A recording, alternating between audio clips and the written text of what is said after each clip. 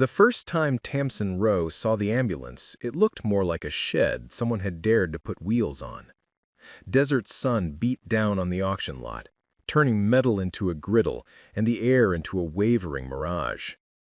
The boxy rig sat half-crooked between two decommissioned generators, white paint scabbed, red crosses sun-faded to a bruised pink. Dust seamed the door gaskets, and asleep-looking spiders webbed the undercarriage like they owned the shadow. She could feel everyone else's opinions settle on her back before she even touched it. Money pit. Scrap heap. Soldier's relic nobody needs. She put her palm on the hot flank of the truck anyway. The skin of it burned her hand, and still, beneath that heat, she imagined a thrum, like a pulse that only she could hear. She didn't smile. She just kept her palm there, long enough for the burn to fade into a steady ache that felt almost like a handshake. Before we jump back in, tell us where you're from. If this story moves you, please subscribe. Tomorrow, I have a special story for you. The auctioneer's hat brim sliced the sun as he tilted toward her. Ma'am, you sure? You can still look at the shiny ones down the line. Those have radios that talk to satellites. I'm sure, Tamsin said. She was not a woman who filled sentences with any more words than they needed. It made some people think she didn't have much to say. Those were the same people who didn't notice how long she could stand still without moving a muscle, like now, when she set her jaw and kept her palm on a decision until the heat and the doubt stopped flinching under it. Runs? She asked. The auctioneer did a shrug that was also a wince. It rolled off a base in good order 7 years back. Been stored since, then trucked to us. New batteries, maybe a starter, definitely belts. Rust on the supports. Welders can fix that. He coughed. We sell as is. No one else had walked close enough to catch spider silk. They drifted past, eyes snagging on a new van with glossy graphics and a digital dash. On a rescue truck with chrome that winked like a salesman's tooth.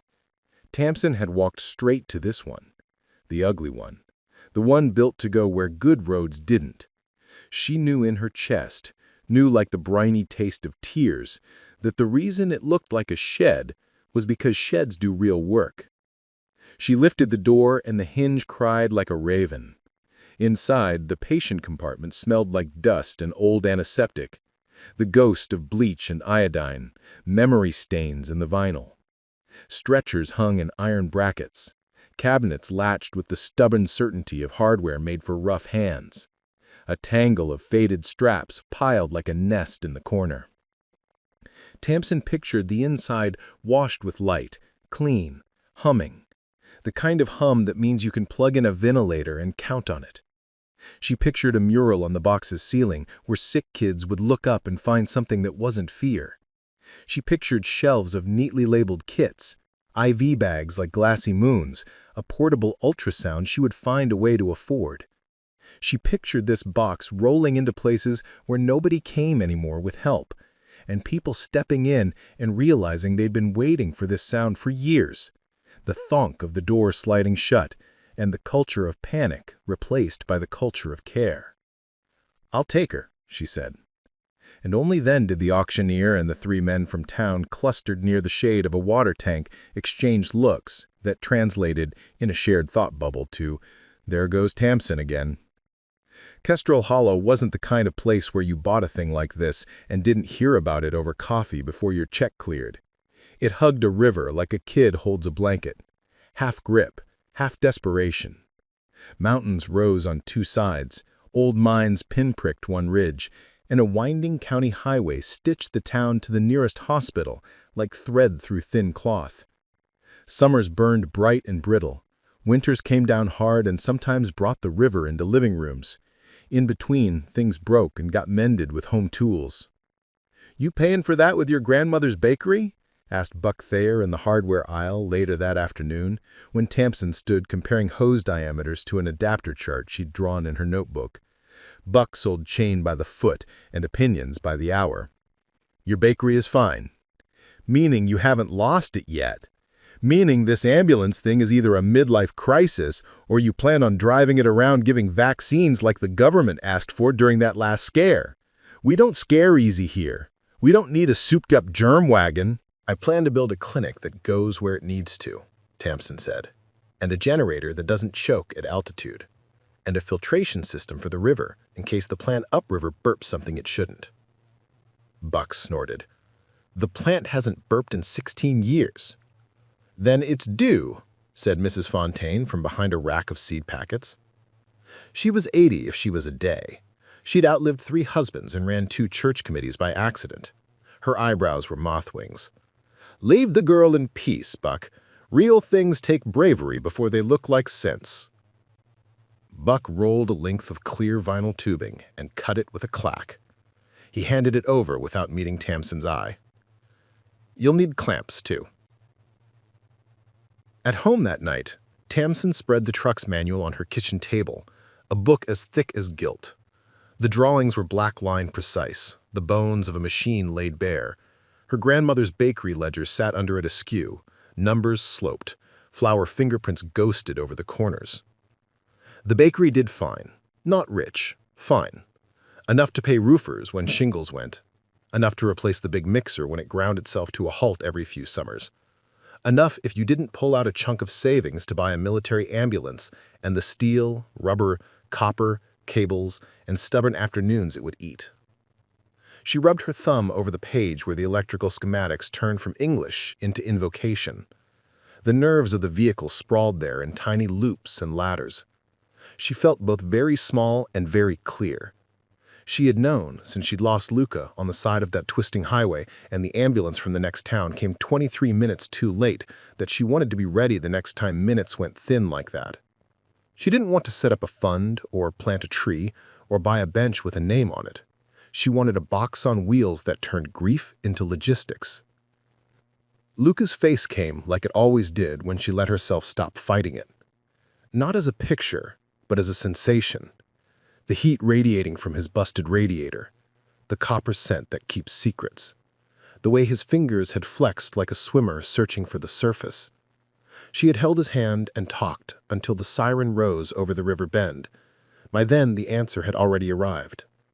She had hidden none of that from herself. She refused to hide anything important. But she also refused to let grief be the only architect of her life. She took a breath and wrote at the top of a clean page, Kestrel Mobile Clinic, and under that, if it doesn't exist, build it. If it exists, bring it. The next morning, she towed the truck to the lot behind the bakery because the driveway behind her apartment was too tight and the alley behind the hardware store had claimed bumpers for sport. Garrick Voss roared in before noon in his truck that sounded like a thunderhead clearing its throat. Garrick had a mechanic's ease in his bones and the patience of an old shepherd with a new pup. 32, maybe, but already wearing a groove in the brim of his hat from thought. He looked at the frame. He looked at the rust. He looked at Tamsin. You buy this on purpose? Yes. He scratched at the rust with a flathead. It flaked like tree bark. Why this one?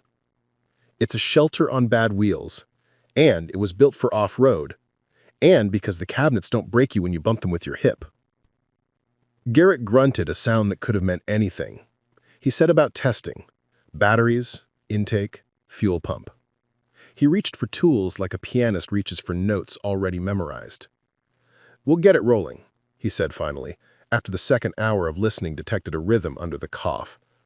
But you should know, the rear leafs are tired, shocks back here are ghosts, and the braking system's seen better sermons. You think you got money to feed it?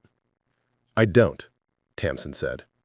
Honesty at speed felt bracing, like wind on a mountain road. I have stubbornness and a ledger that hasn't yet learned the word deficit. I have friends who owe me favors for wedding cakes. I have pie. And I have a river that's going to flood again this winter and a hospital an hour away when the snow's behaving. At the sound of pie, Garrick smiled. We'll start with the starter then, and the lines, and I'll call Martin at the salvage yard about shocks. By the time the truck coughed to life and then settled into a grumpy idle, half the town had watched from over their paper cups or their steering wheels. Some shook their heads with the satisfaction of being right too soon. Some nodded, the small respectful nod of those who've done hard things, and watched them slowly stop being stupid. Tamsin made lists like some people pray.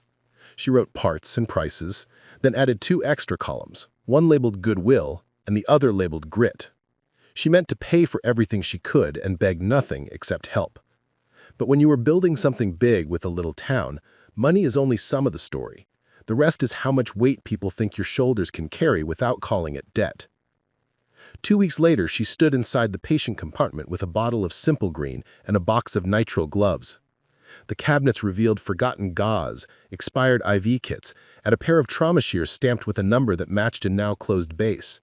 She cleaned until the place stopped smelling like a storage unit and started smelling like the idea of a hospital. The first time she switched on the LED strips she'd wired and they glowed without flicker, Tamsin paused in the wash of light. She didn't let herself cry. She took a breath and wrote another list. Water pump, inline filters, carbon block, UV sterilizer, backup hand pump in case electricity made a fool of her.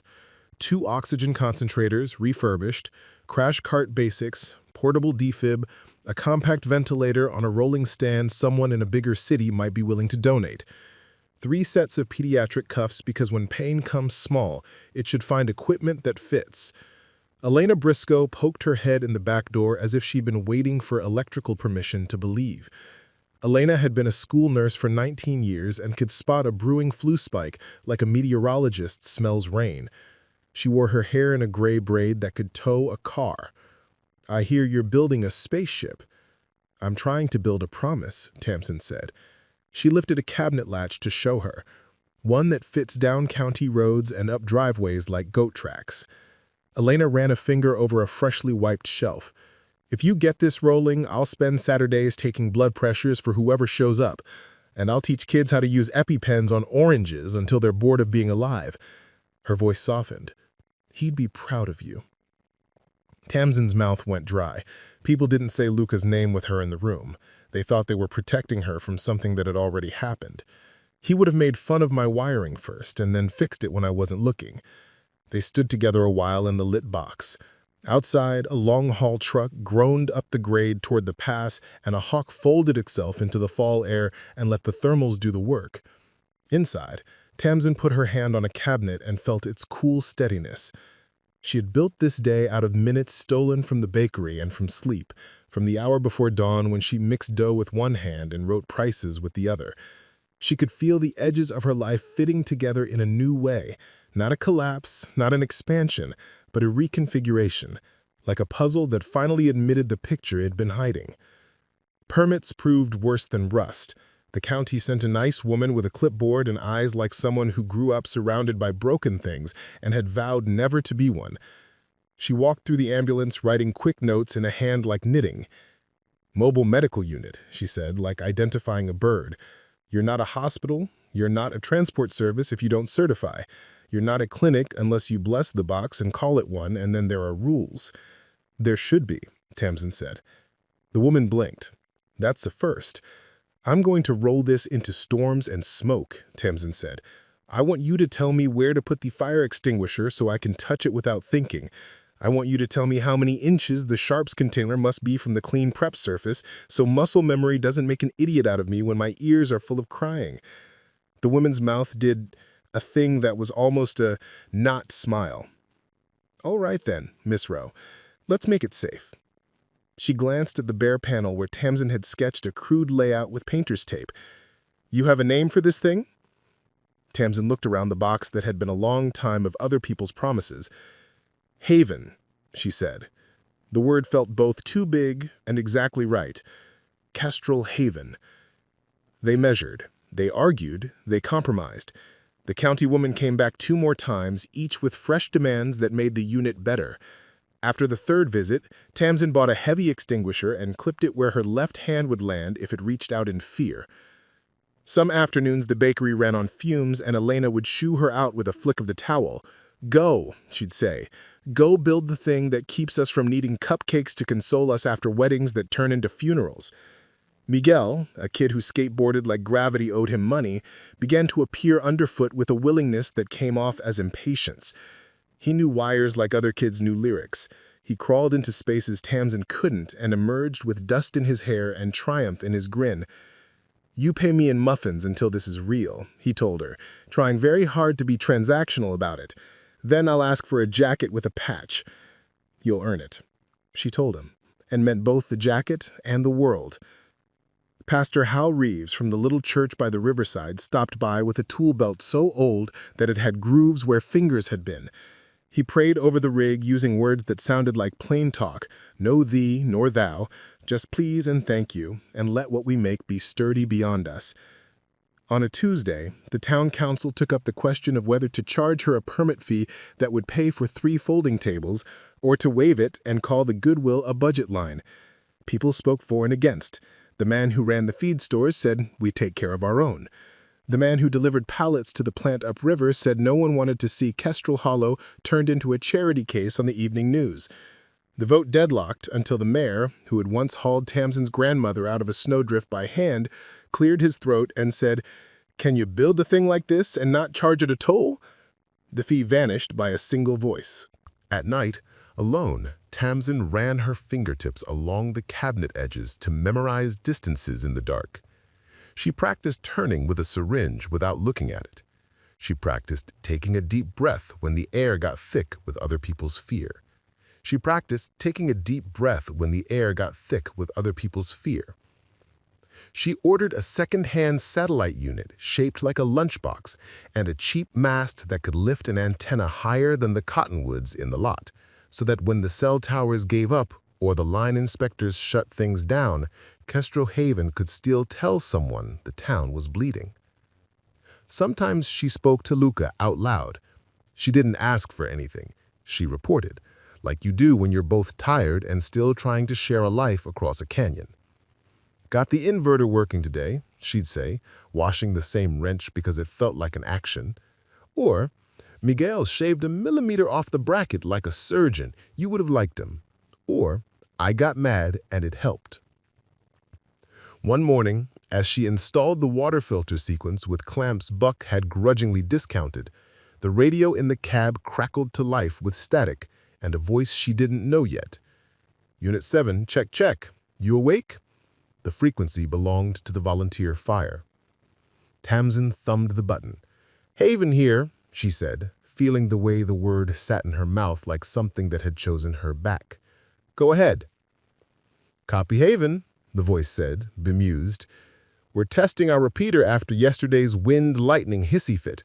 Who are you?" "Ambulance-shaped project," she said. "Name's Tamsin." "Ah," the voice said, laughter folded into the channel like a map. "The bakery girl. Copy, Tamsin. Repeater's good. Welcome to the chatter." Garrick took her for the first slow drive around the block after replacing brake lines that looked like ancient veins.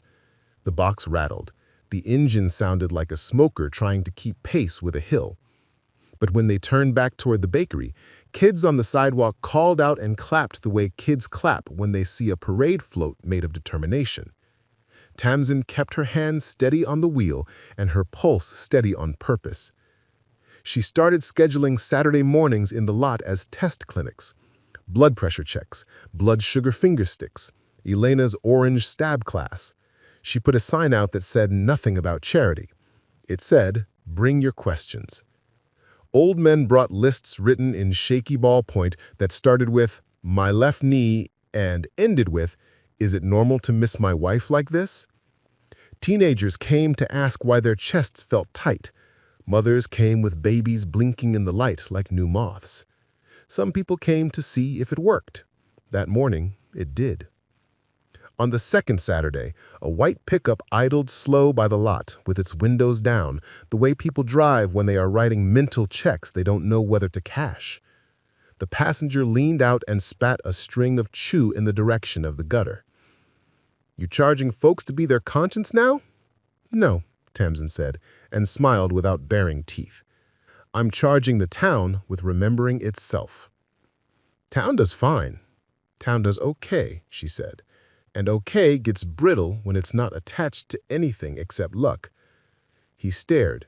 He didn't have a counter-argument. He had a habit. He gunned the truck, and the habit won, for that minute. By the third Saturday, word had gone around that if you came by the Haven with a question about the kind of thing people feel silly asking a doctor, the effect of a new tea, the way your ankle clicks, whether your grandpa's breath smelling like pennies was something, you could get an answer you could do something with. Elena's laughter, which had been in witness protection for a couple of years, came out of hiding. Miguel arrived before dawn with a cup of coffee he'd clearly acquired by lying. "You're going to meet another freezer," he said, tapping a list on his phone like a general pointing at a map. "Vaccines, long-term meds, insulin for when the highway closes and people act surprised." She wrote it down and drew a square in the back corner of the box in her mind. She composed an email to a clinic 2 counties away that once told her they were refreshing their equipment next fiscal year. She asked for their tired things. She crafted the request like you craft a pastry you can't afford to ruin. The plant upriver sent a liaison in a polo shirt the color of money, with a smile he'd been taught in a training. He asked if she needed a donation. He asked if she had considered putting their logo on the side of the box. He asked as if the order of those questions mattered in the world. "I'll take your donation," Tamsin said. "I'll put every cent in training and filters and the old lady who volunteers to make soup for the line at lunch. I won't put your logo on anything. If you want people to trust you, fix your pipes and pay your shift leads enough that their kids can buy shoes without counting the days." His smile faltered, then found its footing. "We want to be good neighbors. Then you're going to love what we're building," she said, and showed him the list labeled in thick black marker. "Here is what we need before the first storm." That first storm arrived like a rehearsal. Clouds stacked like anvils over the pass, and then the rain came in a hard nickel slant that made gutters hum, kestrel hole roofs drummed. The river rose with its usual mutter, "Not yet, not yet, not yet, fine, now." By midnight, it had found the top of its banks and started looking into the lower windows of the houses on Maple. Tamsin woke to Elena's call. "We've got 3 with water creeping under the door and 1 with it in the sockets. I'm at the church with blankets. You rolling?" Tamsin's hand had the keys before she said yes. She had packed the Haven with what she knew: plastic sheeting, bleach, buckets, gloves the kind that keep you from inhaling mold, and fear. She drove half in memory of the route to the church, half in the knowledge that past events will give you the simplest map if you let them. The Haven's tires kissed water and then pushed through it, box rocking. People stared like maybe they were seeing a comet or an old promise. Either way, something that breaks routine.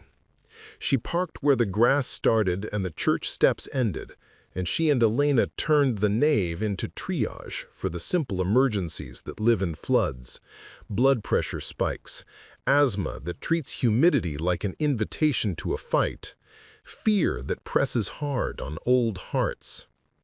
They finished at 3 in the morning. The river receded like an apology. Tamsin went home and slept 3 hours with the sensation of driving layered over her dreams, the way a song keeps singing after the radio's off. She woke to Buck at the bakery door holding 2 boxes of nails and embarrassment. "You'll need these," he said.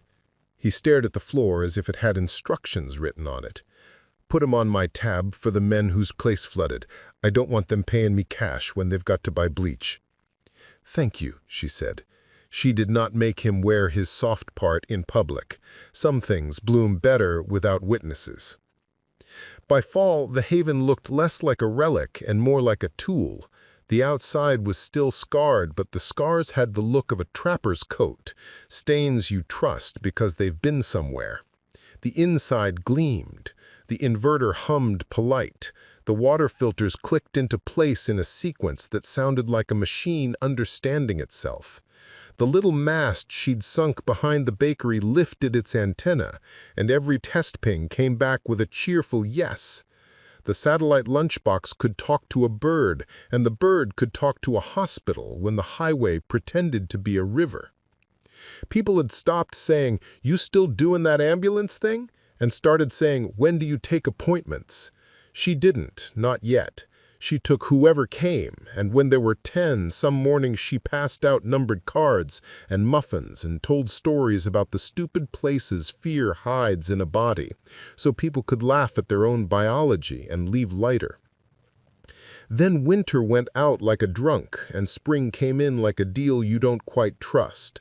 The river found the bottom of the bridge pilings and sniffed at them the way a dog noses a fence. The plant upriver had a valve replacement on the schedule. A team from the county was inspecting culverts with the hopeful oblivion of people who have never watched a tree trunk drift past a front door.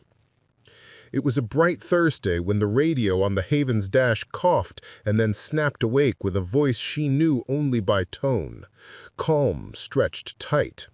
All units be advised, report of a tanker overroll on County 12 at mile 7, curve by the old Black Oak. Unknown contents, heavy smell, wind from the south. Dispatching fire, requesting hazmat, hospital notified. Tamsin's fingers were a blur before her reasoning had caught up.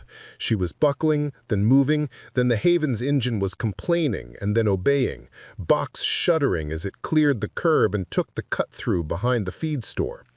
Elena's voice on the radio next, clipped, copy dispatch, school nurse en route to community center in case we need shelter overflow. Tamsin, Haven rolling, ETA 8. She did not have sirens. She had determination and headlights and the noise of a diesel with a mission. She used all three. Copy Haven, dispatch said, voice made of smoke and training. Be advised, reports of strong chlorine odor. Residents near mile 6 calling in burning eyes, coughing. Wind confirmed south to north. We are issuing shelter in place for Hollow south of Cedar Street. Repeat, shelter in place south of Cedar Street. Chlorine wasn't a rumor. Chlorine was a burn that goes to ground when it finds moisture. It's why it goes for lungs like a jealous thought. Tamsin's mind did three things at once. Pictured the curve by the Black Oak, pictured the way County 12 climbs then dives like a swallow, and pictured the town like a set of open windows. The south side was a scatter of older homes with drafty sills and kids who left doors open as if air was a friend that needed reminding it could come in. She took the turn past the bakery too fast, and the rolling box leaned like a surprise. She felt the Haven steady under her hands, heavy, honest. Miguel, she said, not on the radio. He looked up from the passenger seat where he had no business being, except that he was always where need gathered. He was 16 years of dangerous goodness and a knack for turning fear into wires. You know what chlorine does to lungs, she said. He swallowed. Yes. Then we do masks at the first corner. We go in only as far as we have to. We set the mast as soon as we can and ask the hospital what they see from their end. We assume our eyes will lie. Miguel nodded, suddenly small in a world that had grown very large in a morning. He reached into the gear locker he himself had bolted to the floor and pulled out the masks they had bought with the plant liaison donation. Dispatch again. Be advised, County Hazmat ETA 45, fire on scene in 3, patrol in 5. Hospital says keep initial perimeter at 500 yards, wind at 8 miles per hour. Repeat, wind at 8. Wind at 8 doesn't sound like much, until you map it against a chemical that loves water and a town that breathes. Tamsin's mind drew curves on the road and curves on the air. The Black Oak curve is half a mile upwind of the first string of houses. The drainage ditch that runs along the north side of the road meets the culvert that pops up by the old baseball diamond. The diamond is exactly where kids cut through to get to the small store that sells cheap candy and batteries. Dispatch, she said, thumbing the radio. This is Haven. Advise you to close the culvert gates on Junction Ditch south of mile 6 if City Works can get there in time. If chlorine's splashing in liquid form, it will ride water like it paid for a ticket. A beat. Copy Haven, dispatch said, and she could hear the scribble of a pencil in that word. Public Works notified. McGill stared at her. How do you know that? Because I walk every place I might have to work, Tamsin said, and because the plant liaison showed me the map and I paid attention to the parts he didn't think were the important parts. The curve came into view as a smear, the white belly of a tanker on its side like a beached whale, a greenish haze crawling down the ditch like it had a destination in mind. People were outside their houses like badly trained extras in a disaster movie, coughing, eyes squeezed shut against it, trying to decide whether to run or close windows they never closed. Tamsin pulled the Haven upwind and set the brake with the feeling she had when she set a tray of bread to rise in winter, a prayer made of physics. Masks, she said to Miguel, face shields, gloves, no heroics. She opened the side door and chlorine bit the inside of her nose like a slap. A volunteer fire engine rolled in a block away, men in bunker gear pulling masks over faces that expected grass fires and found chemistry instead. One of them, Deke Hollis, who coached Little League with dust on his knees, came running low.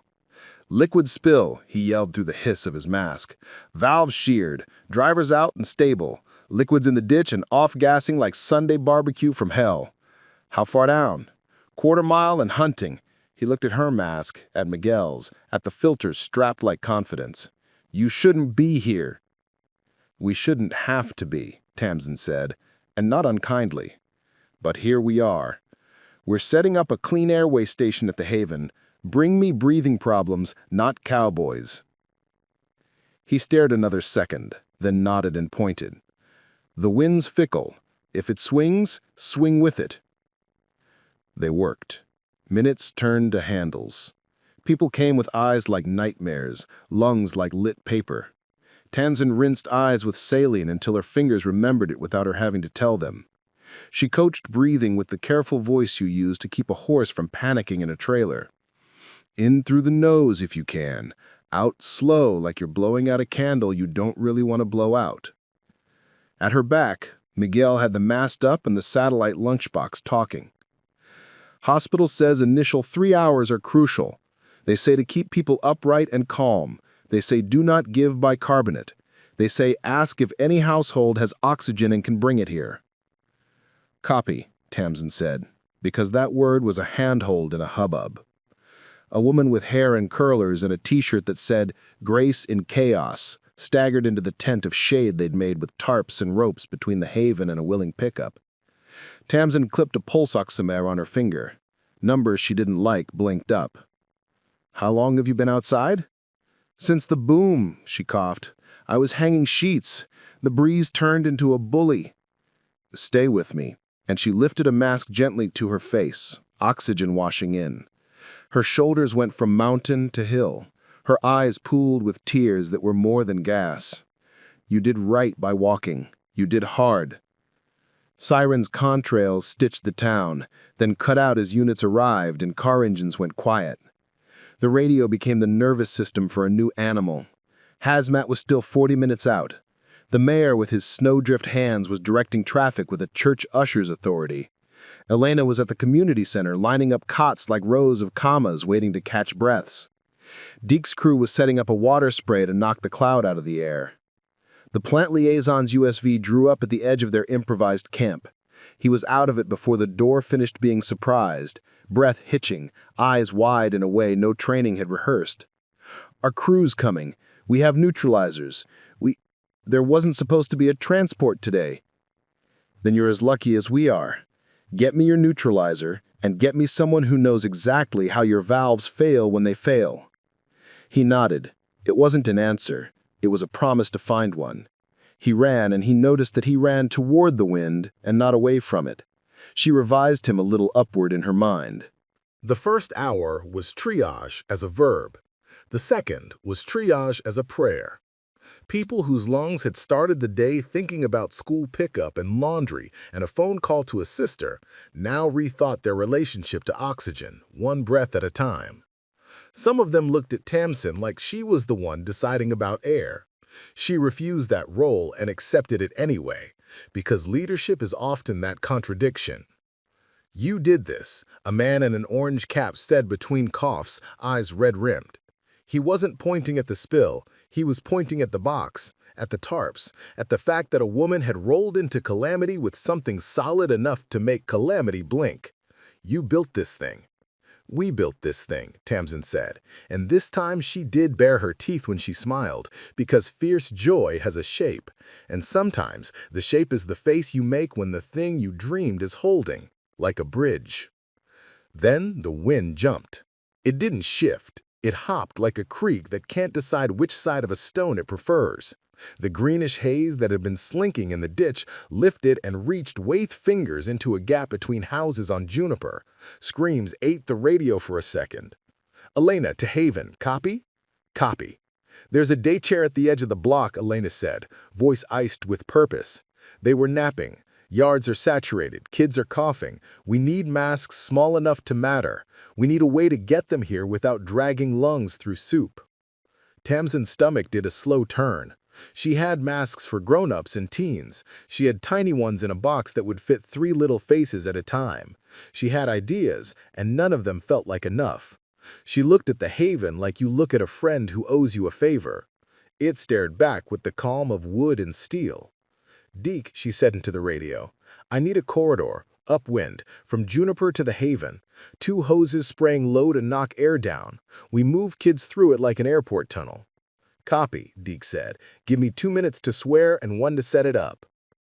Tamsin looked at Miguel, at his 2 wide eyes and his 2 young hands. "You stay with the oxygen," she said into the radio. "You keep the numbers from lying to us. If they drop, you tell me. If your gut says pull someone back, you tell me. You stay upwind unless you are attached to me with a rope. We don't do any rescues that cost 2. Miguel nodded, stiff. "Okay. Then, go." She ran. The world narrowed to the space between bones where courage lives when it can't find anywhere else. The hose tunnel roared to life, a man-made rain that pushed the air downward and laid the ghost hand flat. Tamsin stepped into it and felt droplets sting her skin where the cloud had left its fingerprints. She found the daycare door with Elena already pushing it open from inside, hair streaming wet under a borrowed helmet. "Towels, wet 'em, over mouths and noses. We go smallest first." They moved fast and gentle, the way you move with babies and bombs. Little arms reached, little eyes wept tears that had nothing to do with feelings. Tamsin put wet cloths over tiny faces and whispered the kind of nonsense adults have used forever to keep children tethered to the world by their ears, if not their lungs. "You're okay. You're a brave river otter. You're the best blower in the bubble parade. You are okay. You are okay." The word okay didn't mean anything chemical. It meant a tone. That tone carried as much weight as oxygen for the first dozen steps. Behind them, men in gear stood in the rain they had made and looked like statues of something older than bravery. In front of them, the Haven glowed white in a sudden break in the clouds. A lighthouse leaned on wheels. Tamsin didn't let herself look at it. She looked at the next kid in the next doorway and the distance between here and a number she could push higher on a small screen. They got the kids into the Haven shadow and into the short line of parents that had appeared like mushrooms after rain, faces split by fear and relief. Elena peeled off to make a second run for a crate of inhalers. Tamsin handed first mask sticks to small hands, learning to breathe again like they were getting a new toy and not a reprieve. And then the radio crackled in a new register. The tone dispatch used when officers spoke to each other in front of civilians and didn't want civilians to know how close the rope had come to snapping. "All units be advised. Multiple calls coming in from Willow Bend neighborhood. Reports of water in the tap tasting metallic. Repeat, metallic. Public Works responding to plant intake. Advise no tap consumption until further notice." The words hit Tamsin's thinking like a rock in a windshield. Willow Bend sat in the flat below the plant. The water tower fed it from lines that crossed the river like a dare. If the spill had reached the intake, and it shouldn't have, it would be diluted, but not harmless. The wind had been south to north. The ditch ran west. The intake pulled from a quiet eddy near the old pump house. The map she kept in her head lit up with arrows and questions. "Miguel," she said, and her voice was a steady plane. "Run the filter chain at max. Take the sample kit and pull from the tower spigot if you can reach it without eating air. 10 drops in the test vial. If it hints at green, we go to bottled only and we don't blink." He moved, a kid taught to run toward a thing when you understand the rules. Her phone buzzed with a text from the plant liaison. Valve fix delayed. On site now. Neutralizing runoff. Please advise if reports of water changes are widespread. Tamsin didn't text back. She walked to the mast with a satellite lunchbox, blinked its idiot simple lights, and keyed her mic to the hospital. Hospital, this is Haven on Uplink. Be advised we have reports of potential contamination of municipal water, Willow Bend. Requesting guidance on home use, flushing, and first aid for ingestion exposure. The hospital's voice arrived laced with professionalism and fatigue, and under it a thread of surprise that some woman in a refurbished box could pull in a signal from trouble and ask the right question. Copy, Haven. If contamination confirmed, no tap use for drinking, cooking, or brushing. Small exposures likely irritant only. Monitor. Recommend Public Works isolate tower and flush lines downstream as practical. Advise alternative water distribution at central points. We can support with triage if numbers climb. Public Works was already on their channel. Men with wrenches and municipal stubbornness discussing valves like they were chess pieces. The mayor's voice came and went. The county woman appeared at Tamsin's elbow, hair wet and clipboard ignored. "What do you need?" she asked. "Trust," Tamsin said, and the woman's eyes did the almost not smile again.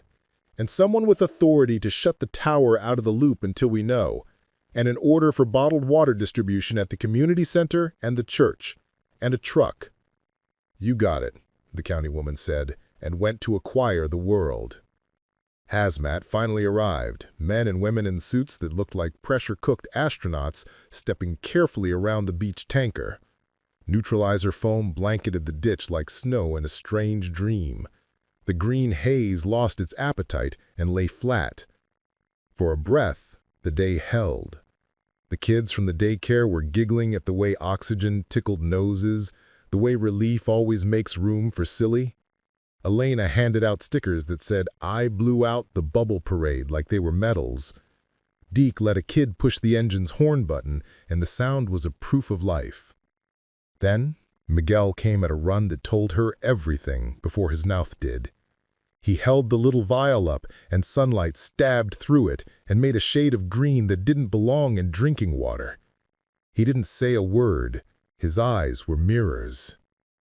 Tamsin felt the town tilt. She watched panic take a step toward the crowd like a person elbowing into a room. She met it at the door with her voice. "Listen up," she called. Not loud, clear. People turned like birds do when the wind shifts. Radios hushed. The hose spray lowered to a curtain that hissed like punctuation. "We've got a water situation. Don't drink, don't cook, don't brush until you're holding a sealed bottle we hand you. We're setting distribution right now. We've got filters that will make what you have safe if you must, and we'll teach you in 10 minutes what the plant should have taught you last year." Someone in the back shouted, "Is it poison?" Fear always wants binary answers because nuance can't fit in the space terror leaves. "It's dangerous if you let it decide where it goes, so we won't. We're going to be very smart and very boring. We're going to flush what we need to flush, and we're going to drink what comes in bottles until the green you see in this vial is the green of leaves and not the wrong kind." The plant liaison raised his hand like a schoolboy. "Our intake showed a spike. We've isolated. We're flushing to waste. His voice broke like a boy's at a tangle of truths. We're sorry." "Good," Tamsin said, and meant the first word and the last, if not the middle. "Now help us. You know where your trucks are. You know which hydrants can be opened without making things worse. You know which households have water heaters with scald risk if their pilot lights fail under flush. Stand there, answer questions, start today." He moved to where she pointed. The mayor moved too.